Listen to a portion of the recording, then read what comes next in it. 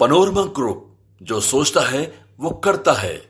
नमस्कार, आप देख रहे हैं न्यूज हार्ट। मैं हूं आपके साथ हसमी सराफ। जीएसटी पर देशवासियों को जिसका इंतजार था, सरकार ने वो मुराद पूरी कर दी है।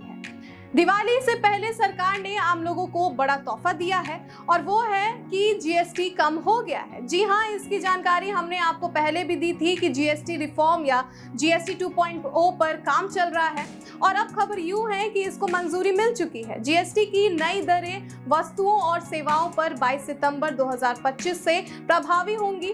बहुत लोग इसे सरकार की तरफ से त्योहार का तोहफा मान रहे हैं। 22 सितंबर यानी कि नवरात्रि के पहले दिन से जीएसटी की नई दरें लागू होंगी। वित्त मंत्री निर्मला सीतारमण ने बुधवार को जीएसटी यानी वस्तु एवं सेवा कर की दरों में व्यापक कटौती की घोषणा की है। जीएसटी के इस बदलाव के तहत अधिकतर वस्तुएं 5% या 18% के स्लैब में आ गई हैं।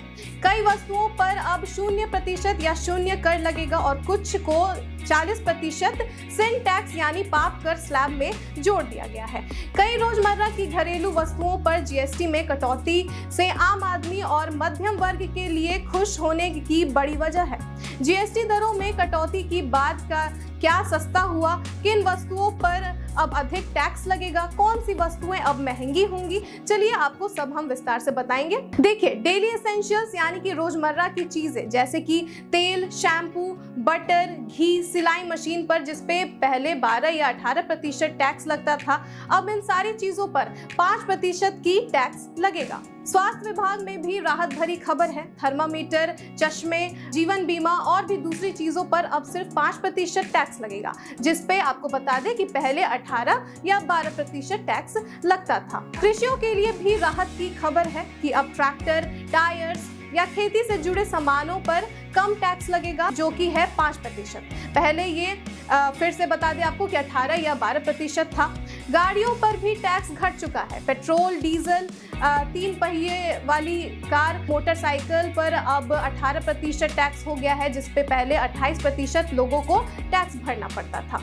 इलेक्ट्रॉनिक आइटम्स पर आपको बता दें जैसे टीवी, एसी, इन सब चीज़ों पर भी अब 18% टैक्स लगेगा। सबसे अच्छी बात यह है कि एजुकेशन सेक्टर यानी कि शिक्षा से जुड़ी चीजें जैसे मैप, पेंसिल, शार्पनर, इरेजर, इन सब चीजों पर कोई टैक्स नहीं देना होगा, यानी कि कोई टैक्स नहीं लगेगा।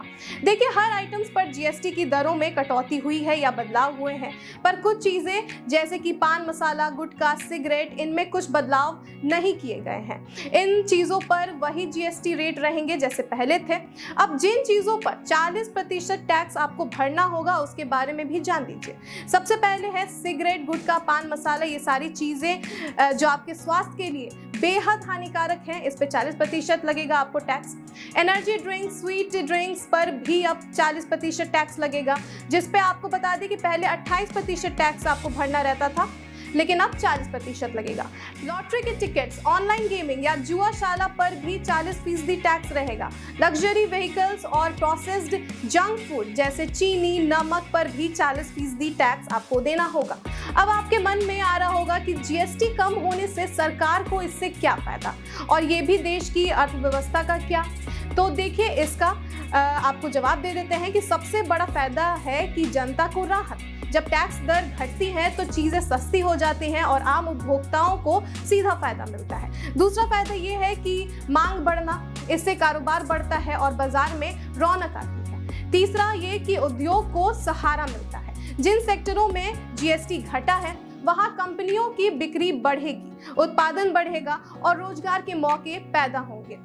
चौथा फायदा यह है कि सरकार को राजस्व, टैक्स घटने के बावजूद ज्यादा लोग जब सामान खरीदते हैं तो सरकार को कुल टैक्स वसूली बढ़ सकती है, क्योंकि कारोबार का दायरा बढ़ जाता है। और पांचवा फायदा यह है कि देश की अर्थव्यवस्था को मजबूती, टैक्स दरें कम होने से व्यापार करना आसान होता है, निवेशक खुश होते हैं और भारत की ease of doing business ranking भी सुधरती है।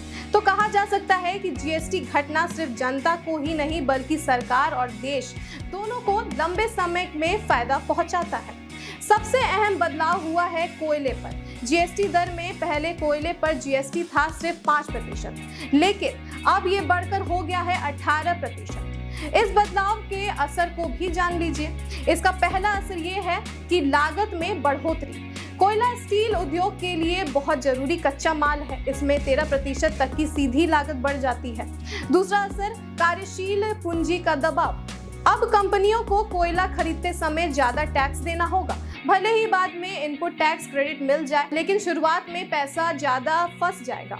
तीसरा असर ये होगा कि इनपुट टैक्स क्रेडिट यानी कि आईटीसी लंबी अवधि में टैक्स का बोझ संतुलित हो जाएगा, क्योंकि कंपनियों को आईटीसी का फायदा मिलेगा। चौथा असर इसका है कि लॉजिस्टिक्स लागत, रेल, सड़क और मल्टी मॉडल ट्रांसपोर्ट पर भी जीएसटी अब 18% हो गया है। इससे कोयले और स्टील की ढुलाई महंगी हो जाएगी और फिर से कार्यशील पूंजी पर दबाव पड़ेगा।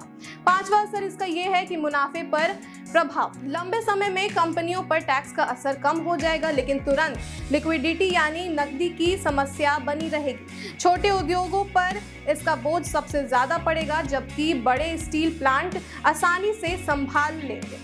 तो कुल मिलाकर स्टील उद्योग के लिए ये जीएसटी बदलाव एक बड़ा चैलेंज है, जहां लागत बढ़ रही है और नकदी पर दबाव बढ़ता जा रहा है। अब लोगों के समझ सवाल ये है कि सामानों की बिक्री पर क्या असर होगा, यानी कि 4 सितंबर से 21 सितंबर तक जब तक कि 18% का नया जीएसटी लागू ना हो जाए, तो क्या ग्राहक इंतजार करेगा या हमेशा की तरह खरीदी करेगा? तो ये तो कुछ समय में पता चल ही जाएगा। फिलहाल के लिए बस इतना ही। आप देखते रहिए न्यूज़ हाट और हमारे साथ जुड़े रहिए।